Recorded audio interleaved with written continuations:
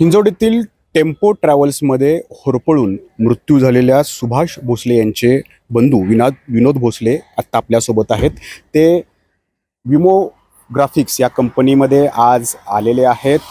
याच कंपनीमध्ये यांचे बंधू काम करायचे आणि याच कंपनीमध्ये टेम्पो ट्रॅव्हल्सचे चालक जनार्दन हंबर्डीकरसुद्धा काम करत होते आणि आता पुढची काही कारवाई करण्यासाठी त्यांचे बंधू इथं आलेले आहेत. खरं तर तुम्हाला नेमकं कधी कळालं की हा अपघात नाही तर घातपात आहे?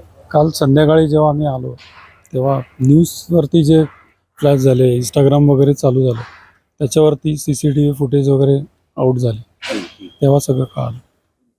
तर ते चालकांनी सांगितलं की माझे अनेकांशी गाडीत जे त्यांच्यासोबत रोज यायचे त्यांच्याशी वाद होते. तर तुमच्या बंधूशी त्यांचे काही वाद होते? नाही, तसं काही कधी बोलणं पण होत नव्हतं. पण कंपनीच्या दृष्टीने आता एवढे वर्ष झाले कामाला आहेत, चालकही नवीन नाही आहे, तोही तेव्हापासूनच जॉबला आहे, त्यामुळे असं काही कृत्य करेल किंवा काही घडत असेल याची कल्पना आम्हाला नव्हती. तुम्हाला नेमकं कुणी कळवलं की हा अपघात नव्हता तर ही एक हत्या होती? नाही, आम्ही काल सोशल मीडियावरती सगळ्यांनी पोस्ट टाकायला सुरुवात केल्या. सगळे व्हिडिओ ग्रुपवरती वगैरे प्रसिद्ध झाले, ज्यांनी बघितलं त्यांनी टाकलं. तेव्हा आम्हाला कळालं की हे असं असं झालंय. ऐकून धक्का बसला?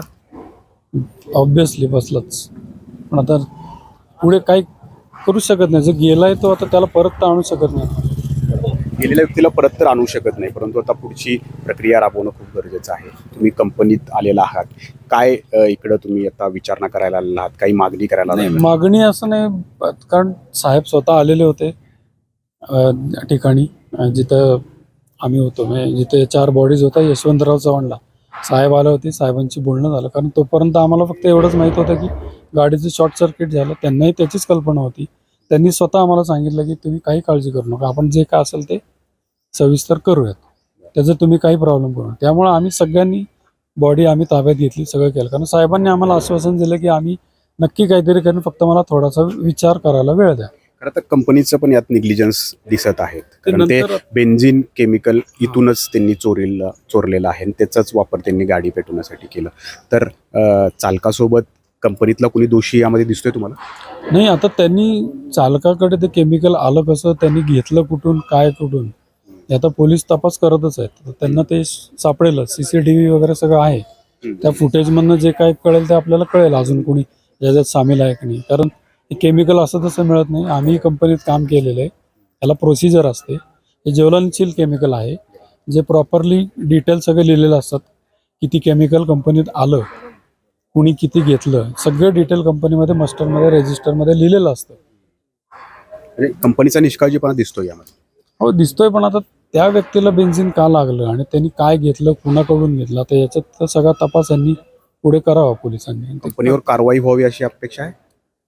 कारवाई तर होणारच. आता व्यक्ती तर गेलेले आहे, त्यामुळे आता आम्ही एकच नाही, 4 फॅमिली आहेत. त्यांनी आता कंपनीने सुद्धा त्यांचा विचार करायलाच हवा. व्यक्ती गेलेली आहे, त्याचा मोबदला पैशात तोलणं खूपच हे आहे. मात्र आता काय अपेक्षा आहे? कारण पश्चात कोण कोण आहे आणि त्यांना त्या बदल्यात काय मिळावं अशी काही मागणी आपण करतो. हे मिळावं का, ते मिळून असं किती पुरणार आहे? आता त्यांची वाईफ आहे, त्यांचा मुलगा आहे जो आत्ता 11वीला, अजून त्याचं शिक्षण पूर्ण नाही आहे. तर शिक्षण तरी पूर्ण व्हायला हवं होतं त्याच्यानं. तो काही एवढा मोठा नाही की तो आता कमवायला लागेल. 11वीचा मुलगा आता काय कामाला जाऊन करणार आहे? त्याच्या आईकडे कुणी बघावं? त्याचे आई वडील गावाले जे शेती करतात, त्यांचं पुढे काय? तर या घटनेमध्ये केवळ चालकच दोषी नाही, तर विमोग्राफिक्स कंपनीमधून सुद्धा निष्काळजीपणा झाल्याचं या ठिकाणी आरोप आता नातेवाईक या ठिकाणी करतायत. कंपनीवरती ही कारवाई होणं गरजेचं आहे. मात्र ती कारवाई होते का आणि कशी होते याकडे सर्वांचं लक्ष लागून आहे. नाजिमुल्ला, ABP माझा, हिंजवडी, पुणे. ABP माझा, उघडा डोळे बघा नीट.